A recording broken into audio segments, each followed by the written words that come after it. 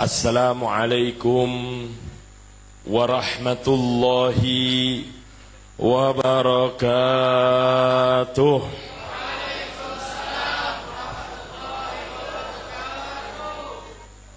Alhamdulillah, alhamdulillahilladzi hadana lihadza wa ma kunna linahtadiya laula an hadanallah. Ashhadu an la ilaha illallah wa ashhadu anna sayyidana Muhammadan abduhu wa rasuluhu la nabiyya ba'dah.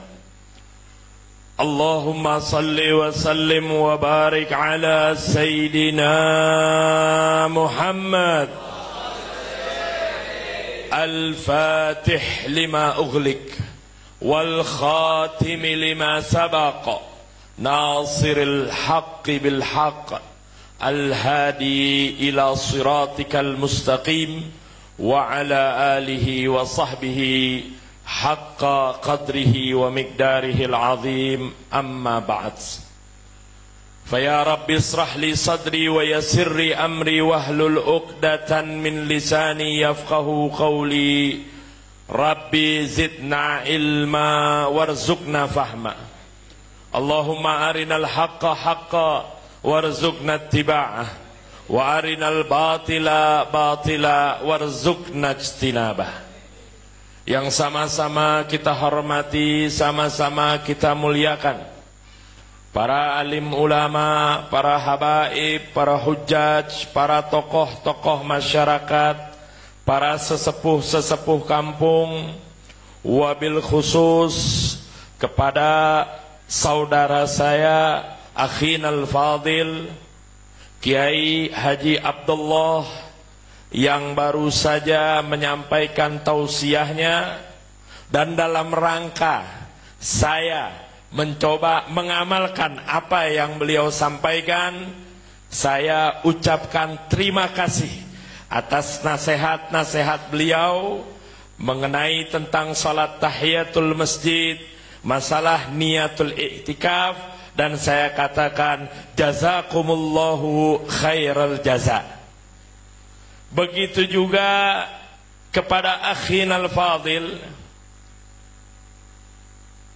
Sayyidil Habib Qasim bin Shihab. Begitu juga kepada orang tua kita Al-Habib Ahmad Ba'bud. Dan tak lupa kawan saya yang duduk di pojok, Ustadz Ahmad Royan, atau yang dikenal Ustadz Awai, pengasuh dari Majelis Taklim Riyadul Jannah.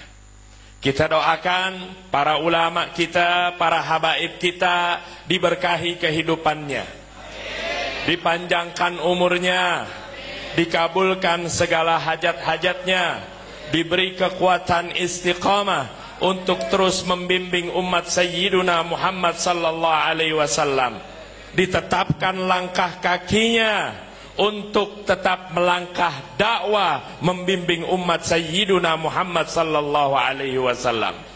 Begitu juga salam ta'zim dan salam hormat saya sampaikan kepada seluruh panitia peringatan Maulid Nabi besar Muhammad sallallahu alaihi wasallam, sampai kepada tim patwalnya yang Masya Allah mau ngawal kita dari rumah sampai sini.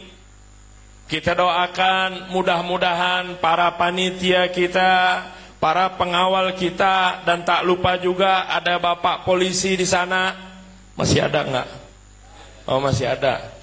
Bapak polisi yang hujan-hujanan di sana, mudah-mudahan tetap sehat, Pak. Amin. Kita doakan semua panitia kita, para pengawal-pengawal kita, mudah-mudahan apa yang telah mereka lakukan Allah Subhanahu wa taala lipat gandakan pahala mereka menjadi catatan amal kebaikan yang bernilai di sisi Allah Subhanahu wa taala. Begitu juga para hadirin dan hadirat, bapak-bapak dan ibu-ibu yang dirahmati oleh Allah Subhanahu wa ta'ala. Kalau tadi Ustadz mundur karena menghormatin saya sebagai zuriyah, saya juga mundur lagi selangkah.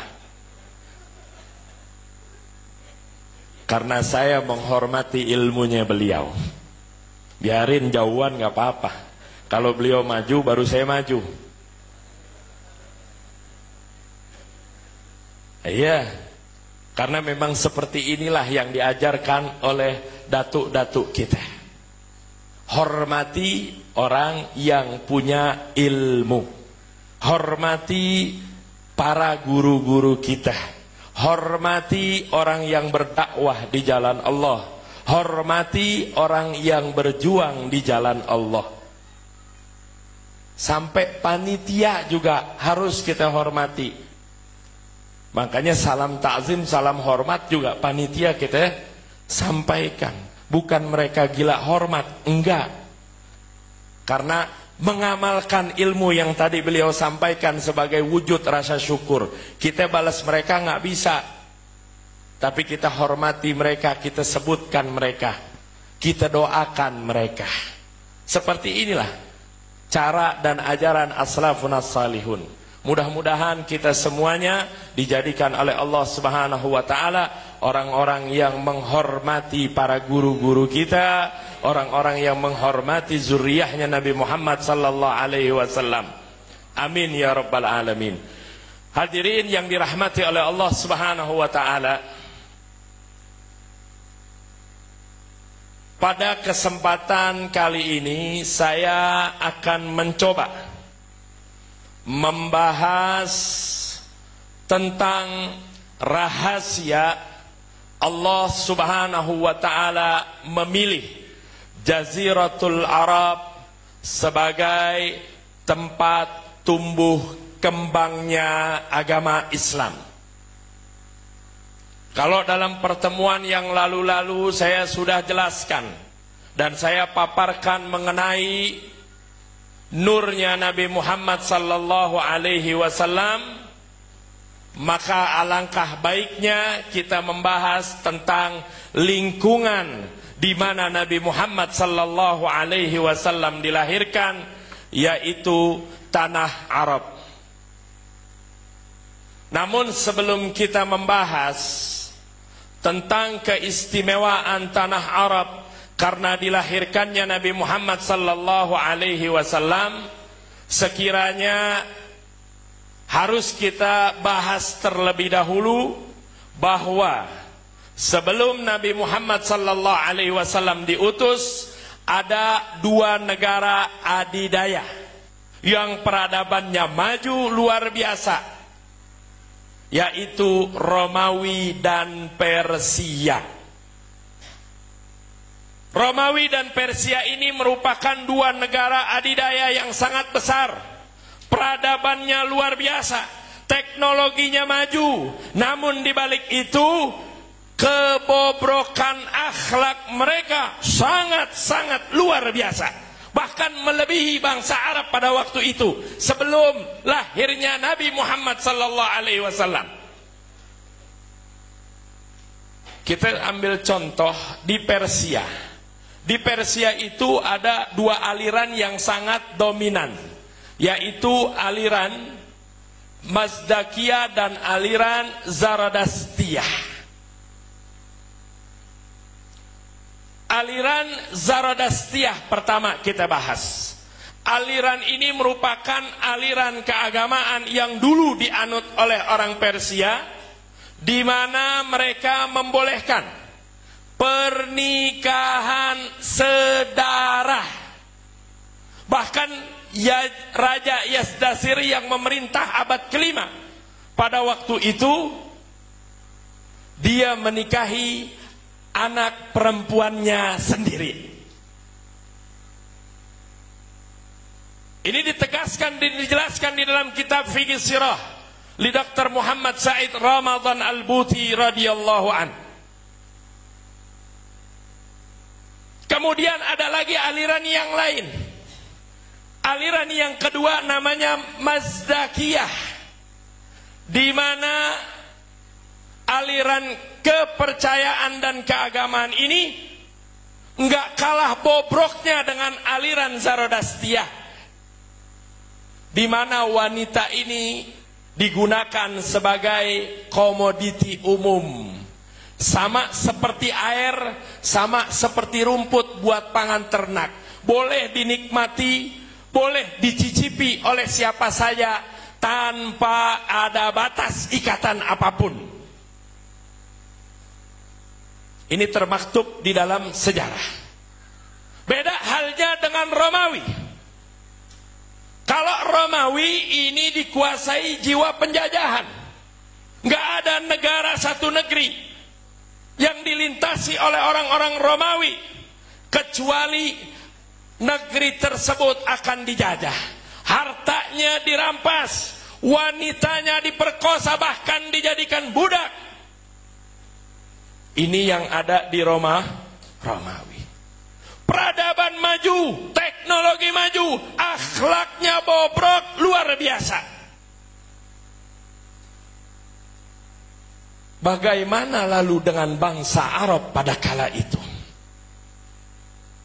Adapun bangsa Arab pada kala itu, Dr. Muhammad Said Ramadan Al-Buti beliau katakan diibaratkan seperti bahan mentah, masih polos, jauh dari peradaban, primitif, kuno bangsa Arab pada waktu itu. Bangsa Arab pada waktu itu nggak mengenal filosof-filosof keagamaan, khurafat-khurafat keagamaan seperti yang dilakukan oleh Persia. Mereka nggak pandai bikin-bikin filosof dalam agama. Mereka juga nggak pandai menjajah negeri lain. Nggak bisa seperti yang dilakukan oleh Romawi. Orang Arab pada kala itu yang kita katakan dengan bangsa jahiliyah, kehidupannya polos, peradabannya jauh, primitif. Paham sampai sini? Jelas? Dan harus kita ketahui secara bersama bahwasanya bangsa Arab merupakan anak keturunan dari Nabi Allah Ismail bin Ibrahim alaihi salam. Maka sudah barang tentu cucunya, cicitnya sampai ke bawah pasti akan mengikut ajaran datuknya Nabi Allah Ibrahim alaihi salam. Namun karena masa yang terlalu jauh, waktu yang terlalu jauh, bangsa Arab pada waktu itu mulai terjerumus di dalam kubang kemusyrikan, di dalam lubang kegelapan. Terlebih-lebih ketika Amr bin Lu'ay bin Qam'ah memasukkan berhala ke kota Mekah yang namanya Hubal. Hubal adalah berhala pertama yang ada di kota Mekah. Ini berhala paling tua yang namanya Hubal. Namun juga harus kita pahami, bukan berarti sisa ajaran Nabi Ibrahim habis sampai di situ. Lenyap, enggak. Ajaran Nabi Ibrahim ini masih ada, cuman bukan dengan bungkusnya yang asli. Orang Arab jahiliyah masih melakukan tawaf. Orang Arab jahiliyah masih melakukan wukuf di Arafah. Orang Arab jahiliyah juga masih menyembelih kurban.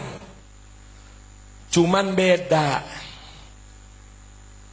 Kalau pergi haji kita talbiyahnya labbaik Allahumma labbaik, labbaik la syarika laka labbaik, innal hamda wan ni'mata laka wal muluk la syarika lak. Benar apa enggak?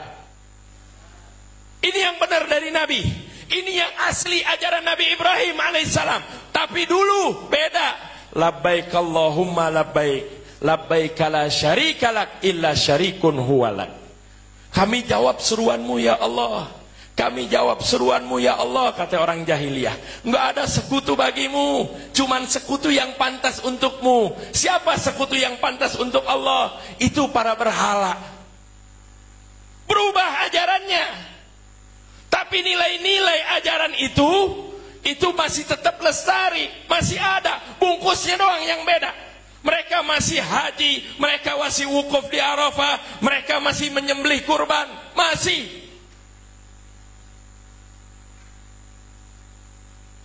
Dan di sana juga masih ada yang megang teguh ajaran daripada Nabi Allah Ibrahim alaihissalam. Ulama mencatat di antaranya ada yang namanya Ri'ab As-Sinni, Qais bin Sa'idah, di antaranya lagi kakek Nabi yang namanya Abdul Muttalib.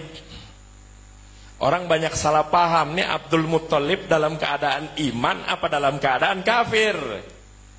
Ada termaktub di dalam kitab Asnal Matalib fi Najahi Abi Talib li Sayyidina Imam Ahmad Zaini Dahlan, seorang ulama besar di Mekkah Al-Mukarramah.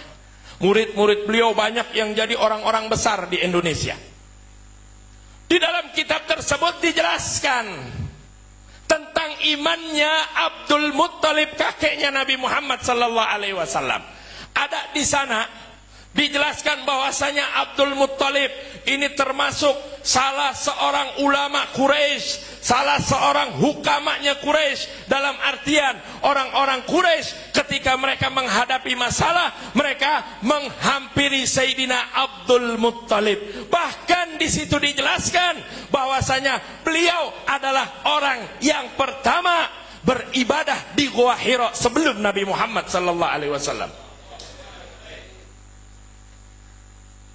Ada termaktub di dalam syairnya, laqad alimtu anna dina Muhammad min khairi adyanil bariyati dina. Aku yakin, seyakin-yakinnya bahwasanya agama Muhammad adalah sebaik-baik agama di muka bumi. Dukung enggak? Yakin enggak? Kakeknya Nabi Abdul Muttalib iman kepada agamanya Nabi Muhammad. Beliau katakan laqad alimtu, aku yakin. Ada syairnya lagi, ala ta'lamu, ini beliau katakan di hadapan orang-orang Quraisy, apakah kalian mengetahui anna wajadna Muhammadan rasulan kamu sahazalika fil kitabi. Memang kalian nggak tahu bahwasanya Nabi Muhammad ini adalah utusan Allah, dan itu betul adanya seperti termaktub di dalam kitab-kitab. Luar biasa. Jadi ini ada, itu di antara sisa-sisa ajaran Nabi Allah Ibrahim alaihissalam. Bagaimana dengan ibunya Nabi Muhammad? Ibunya Nabi juga masuk dalam syariatnya Nabi Allah Ibrahim alaihissalam. Sebagaimana diriwayatkan oleh Sayyidina Imam Ibnu Asyakir di dalam kitab Tarikh Dimashqi dari Ummi Samma'ah, ketika Nabi berusia 5 tahun, ibunya menjelang detik-detik wafatnya, beliau mengatakan, in sahama absartu fi manami fakunta mab'usan ilal anami tub'asu bit tauhidi wa bil islami dinuka dinu abikal barri Ibrahimi. Kalau betul apa yang aku lihat di dalam mimpiku, kau akan diutus kepada seluruh alam, kau akan diutus kepada seluruh semesta, kau akan diutus kepada seluruh makhluk, kau akan diutus dengan keesaan, membawa keesaan Allah, agama Islam, agama moyangmu yang baik yang namanya Ibrahim alaihissalam. Jadi masih banyak, masih ada orang yang memegang betul murni syariat Nabi Allah Ibrahim alaihissalam.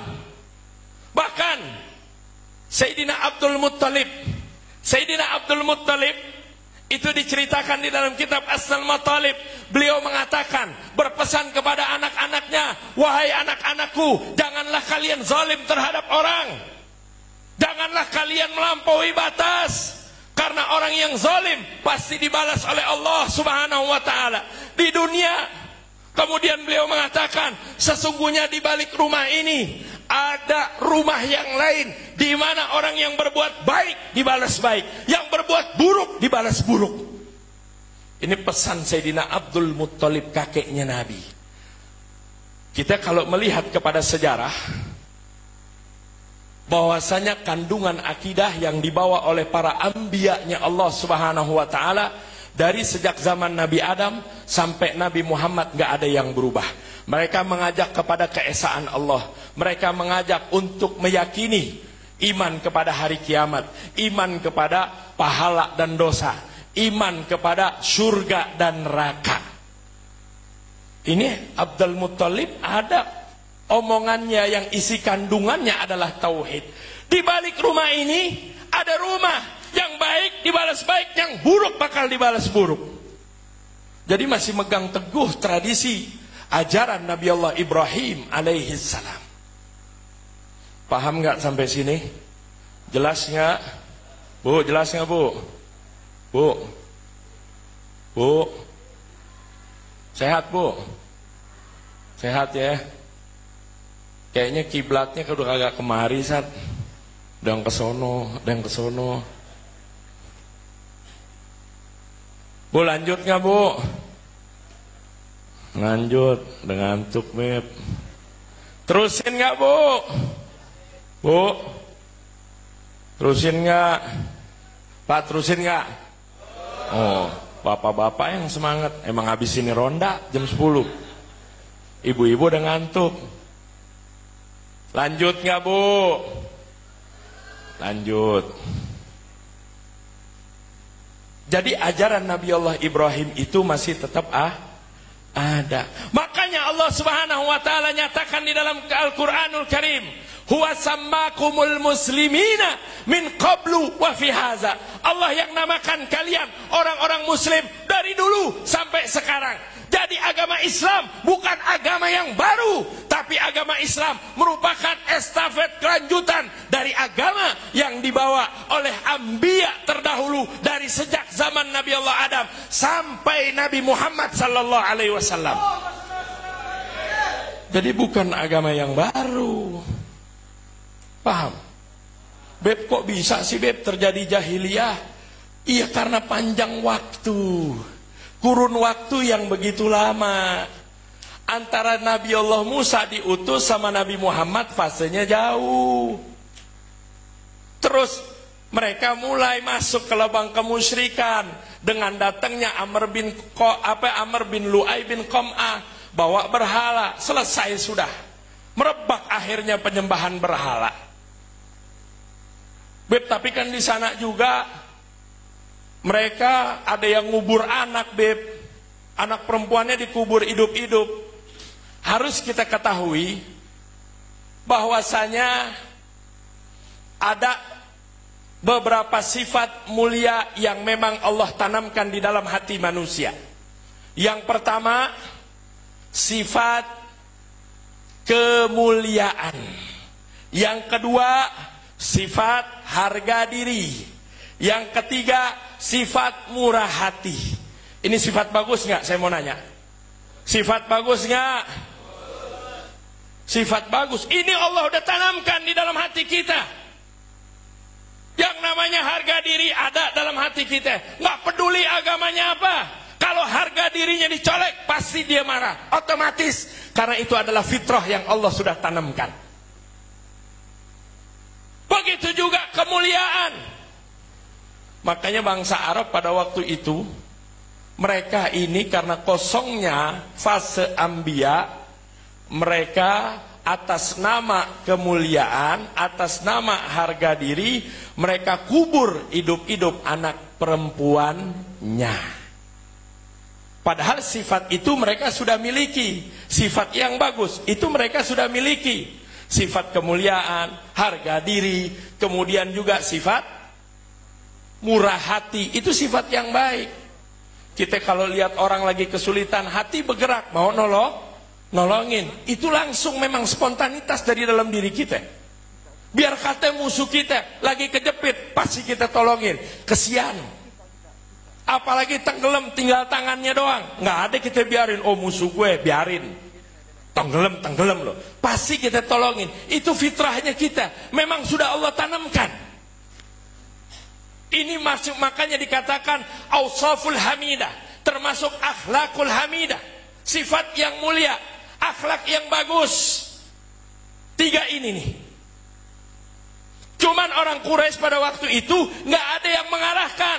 3 sifat ini ada pada diri mereka, nggak ada yang ngarahin. Akhirnya mereka atas nama murah hati, semua duit diambur-amburin. Alasannya apa? Murah hati. Abu Jahal keren. Kok keren, Beb? 1 kota Mekah pernah dijamu. Tuh Abu Jahal. Atas nama apa? Murah hati. Tuh Abu Jahal. Jahal. Jangan kalah sama Abu Jahal. Paham?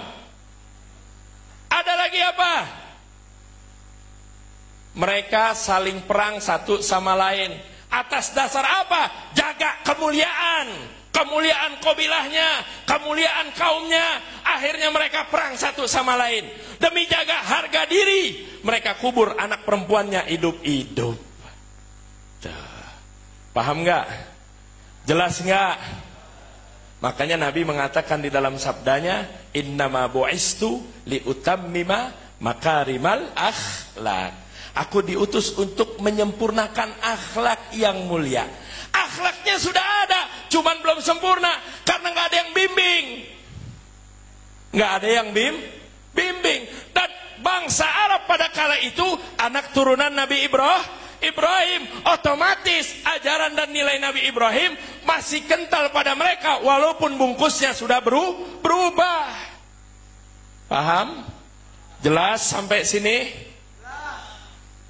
Nah itu. Jadi kita harus pahami antara Persia, Romawi dan Jaziratul Arab. Jadi kita dapat menyimpulkan bahwasanya Persia dan Romawi jauh lebih parah daripada Jaziratul Arab. Sejahiliyah-jahiliyahnya Jaziratul Arab pada kala itu mereka nggak makan saudara-sedarahnya sendiri, nggak mau. Orang Arab jahiliyah pada waktu itu kawin sama saudaranya yang sedarah. Orang Arab pada kala itu nggak mau menikahi ibunya sendiri, nggak bakal mau. Orang Arab nggak bisa ngejajah pada kala itu. Jadi kita bisa simpulkan betul yang dikatakan Dr. Muhammad Said Ramadan Al-Buti, bahwasanya bangsa Arab pada waktu itu diibaratkan masih bahan mentah. Mereka nggak pandai ngarang-ngarang agama. Bangsa Arab kala itu nggak pandai mereka ngarang-ngarang agama. Hadirin yang dirahmati oleh Allah Subhanahu wa taala. Setelah kita mengetahui letak geografis dan keadaan bangsa Arab dengan suku-suku dan bangsa-bangsa yang lainnya, yang kedua, poin yang kedua, ada hikmah besar lain. Kenapa Allah Subhanahu wa taala menjadikan bangsa Arab, menjadikan tanah Arab itu sebagai tempat tumbuh kembangnya agama Islam? Ini merupakan sebuah praktek wujud nyata dari firman Allah, huwallazi ba'asa fil ummiyina rasulam minhum yatslu alaihim ayatihi wa yuzakkihim wa yuallimuhumul kitaba. Allah yang mengutus kepada mereka kaum yang ummi, yang peradabannya mundur, peradabannya merosot, primitif, nabi yang ummi. Yang ummi nggak bisa baca, nggak bisa tulis. Jadi kaumnya primitif, nabinya ummi. Apa hikmahnya, Beb, daripada ayat ini? Korelasinya apa? Tujuannya adalah Allah Subhanahu wa taala ingin menampakkan mukjizat Nabi Muhammad sallallahu alaihi wasallam agar orang-orang yang ikut kepada agama Nabi Muhammad nggak ada keraguan di dalamnya. Mereka semuanya yakin.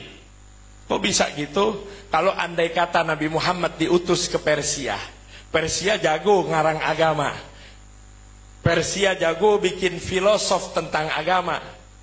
Kalau Nabi Muhammad di Persia, nanti orang bakal nyangka, oh Quran bikinan Nabi Muhammad. Kenapa? Nabinya terpelajar.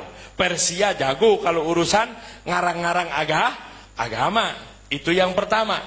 Atau, oh wajar Islam bisa menyebar ke seluruh dunia. Sampai pelosok-pelosok belahan negeri ada agama Islam, wajar saja. Karena nabinya penjajah. Kalau nabi diutus ke Romawi. Bantahan ini semuanya tertolak.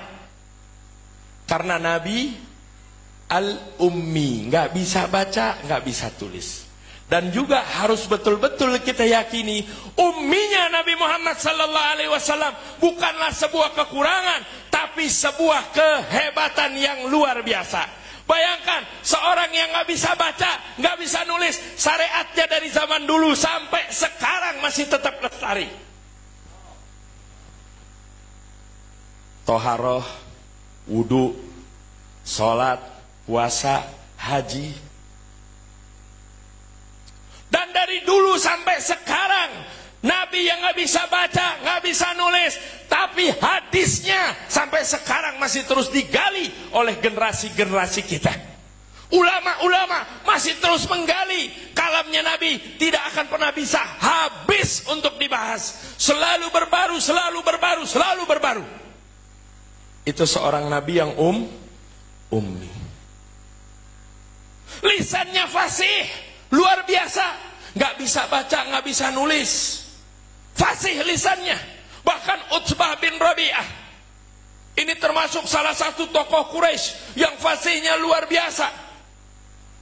Ketika Utsbah bin Rabi'ah datang kepada Nabi Muhammad pengen negosiasi, pengen tawar-menawar, Nabi Muhammad sallallahu alaihi wasallam membacakan sebuah ayat kepada beliau. Pada waktu itu negosiasinya agar Nabi Muhammad berhenti berdakwah. Udah ya Muhammad, gak usah terusin dakwah. Engkau mau apa? Kita kasih semua. Harta oke, jabatan oke, kerajaan bisa, perempuan cakep jadi. Ini zaman dulu. Akhirnya Nabi bacakan ayat. Fa in a'radu anzartukum sa'iqatan misli sa'iqati 'ad wa samud. Kalau mereka semua berpaling, aku ingatkan, aku beri kabar buruk tentang petir yang dulu pernah menyambur kaum 'Ad dan kaum Samud. Kita dengar ayat ini biasa kan? Maksudnya apa? Tapi Utsbah bin Rabi'ah gemeteran luar biasa sampai mulut Nabi Muhammad sallallahu alaihi wasallam ditutup dengan tangannya. Cukup ya Muhammad, cukup, udah gak kuat dengar ini. Pulang Utsbah bin Rabi'ah dalam keadaan bingung. Dibilang omongannya Nabi Muhammad itu betul, omongannya betul.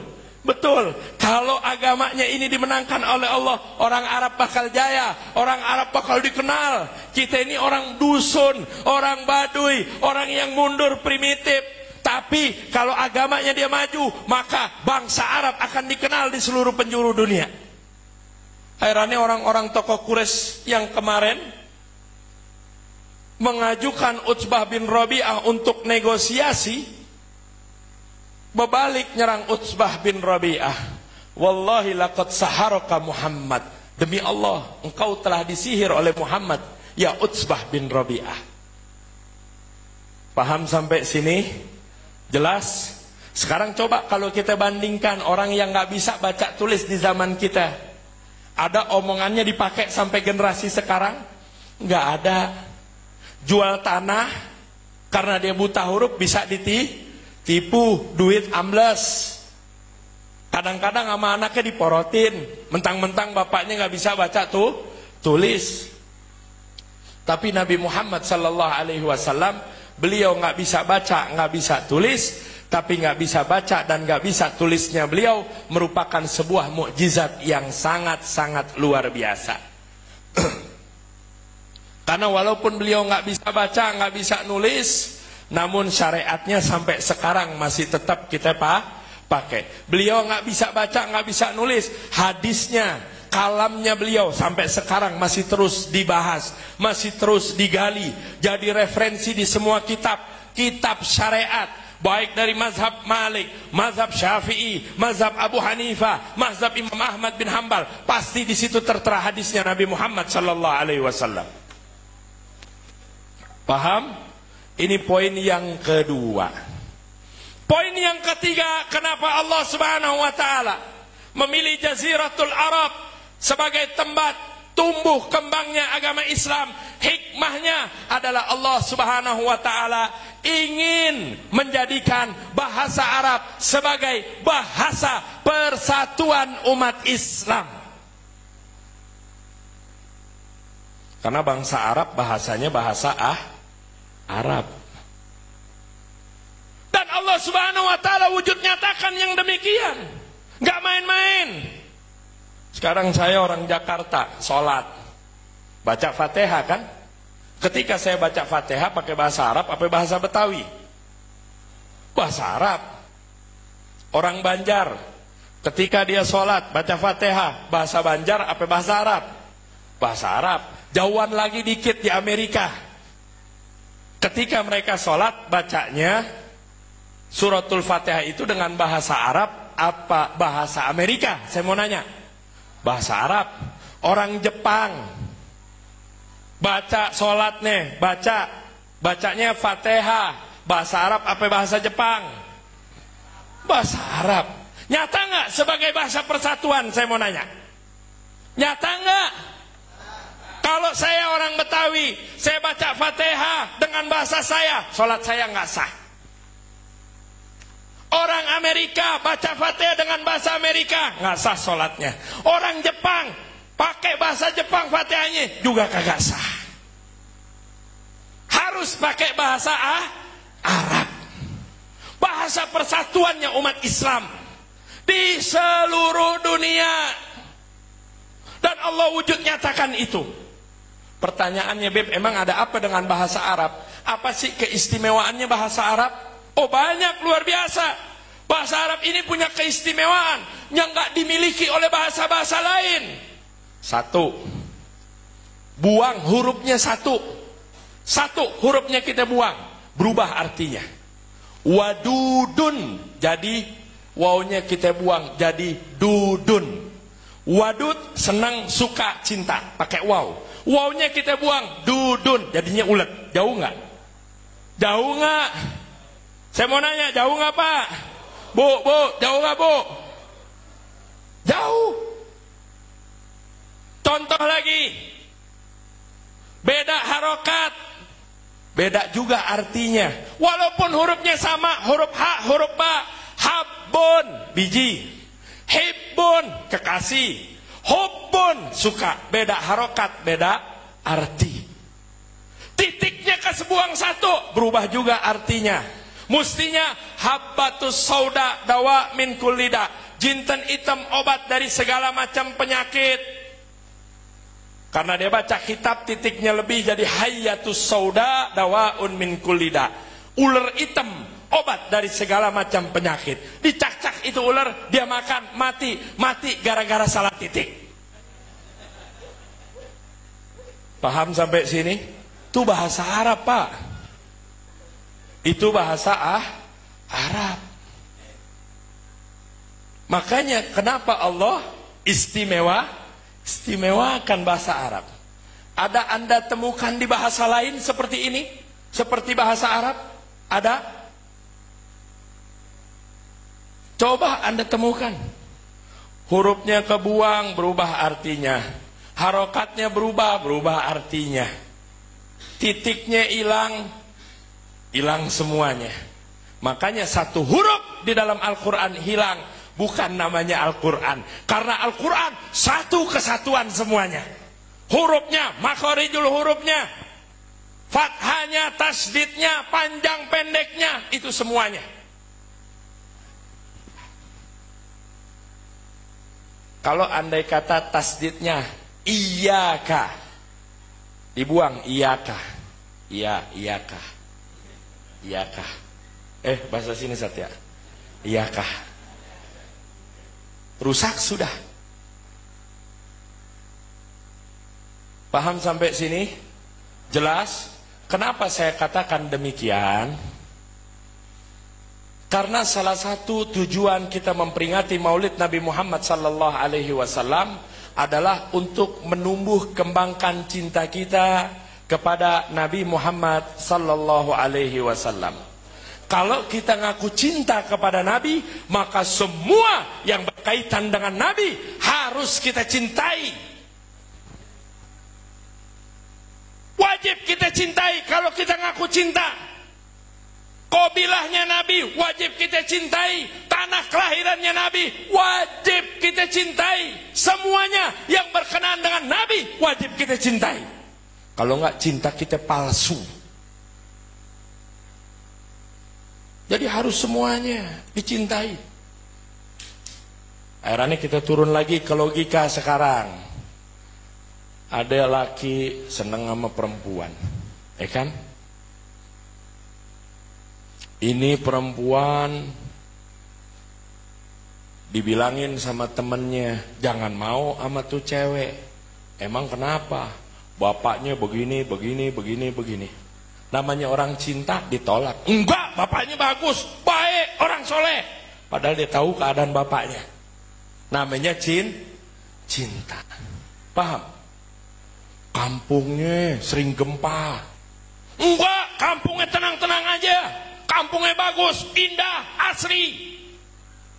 Padahal sering gempa. Bukan nakutin orang sini, enggak. Ini insya Allah Maulid Nabi jalan lancar, insya Allah aman Kalimantan Tengah. Amin. Paham? Namanya semua ditolak. Kupingnya kupingnya tuli, matanya buta, itu namanya orang cinta. Lah kalau bisa begitu, ini kan kita ngedeketin ke logika. Bisa begitu, terjadi nggak? Terjadi. Kenapa ngaku cinta kepada Nabi, tapi yang berkaitan dengan Nabi, tapi kita tolak mentah-mentah itu semua. Paham? Jelas? Pencinta seperti itu yang namanya pencinta. Sayyidina Imam Al-Busiri di dalam qasidahnya, amin tazakkuri jiranin bizi salami mazajtadam anjara min muqlatin bidani. Apakah karena mengingat zi salam? Apakah karena mengingat itu? Tetangga yang ada di zi salam, kau campurkan air mata dengan darah. Imam Busiri fakta. Makanya beliau dijuluki Syekhul Madda, guru orang yang memuji Nabi Muhammad sallallahu alaihi wasallam. Kecintaan beliau, rindunya beliau kepada Nabi enggak nanggung-nanggung. Semua yang berkenaan dengan Nabi, ketika beliau teringat tentang tempat-tempat yang disinggahi Nabi, beliau menangis. Ketika angin berhembus dari arah tempatnya Nabi, beliau nangis. Bahkan sampai kering air matanya, keluar darah dari matanya. Cinta yang hakikat, cinta yang bukan main-main. Ini Sayyidina Imam Busiri. Makanya burdahnya Allah kasih keberkahan. Sampai sekarang orang terus baca. Tiap-tiap kalimat syair burdah itu punya sirnya sendiri-sendiri. Di sini suka baca burdah? Masih suka? Itu jangan ditinggalin. Itu luar biasa rahasianya burdah. Hadirin yang dirahmati oleh Allah Subhanahu wa taala, mungkin hanya ini saja yang dapat saya sampaikan. Mudah-mudahan bermanfaat untuk kalian semuanya, wabil khusus untuk diri saya yang dhaif. Dan mudah-mudahan kita meminta kepada Allah dengan kumpulnya kita di malam hari ini, di majlis yang mulia ini, Allah Subhanahu wa taala tidak haramkan keberkahan dari Rasulullah sallallahu alaihi wasallam. Mudah-mudahan apa yang kita bacakan dari mulai maulidnya, dari mulai Al-Qur'annya, ilmu-ilmu yang disampaikan oleh para asatizahnya, sebagaimana kita mendapatkan pahalanya, orang tua kita, keluarga kita yang sudah meninggal dunia juga mendapatkan pahalanya, tidak diharamkan oleh Allah Subhanahu wa taala. Dan mudah-mudahan dengan berkumpulnya kita di majlis yang mulia ini, Allah ampunkan dosa-dosa kita, dosa guru-guru kita, dosa orang tua kita, sanak famili kita, orang yang kenal dengan kita, tetangga-tetangga kita. Dan mudah-mudahan dengan berkat kumpulnya kita di majlis yang mulia ini, masjid ini makin makmur kegiatannya, makin giat salat jamaahnya, makin hidup syiar-syiar agamanya. Dan mudah-mudahan Allah Subhanahu wa taala jadikan anak-anak kita semuanya minal ulama'il amilin wa nasiruddin wa khuluqin azim wa qurrata ayunin Nabi Muhammad sallallahu alaihi wasallam.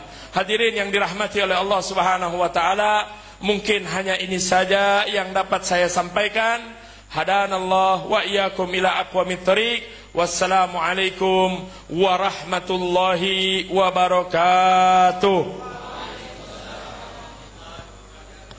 Demikianlah tadi ceramah agama atau mau'idhah hasanah yang disampaikan oleh yang kita muliakan, yaitu Al-Habib Ali Zainal Abidin dari Jakarta. Mudah-mudahan apa yang kita dengarkan tadi Allah Subhanahu wa taala memberikan ilmu yang bermanfaat kepada kita semua. Amin ya rabbal alamin. Memasuki acara yang ke-6, yaitu doa, yang pada malam ini akan disampaikan doa yaitu kepada Al-Habib Ali Zainal Abidin Al-Atas. Waktu dan tempat kami haturkan.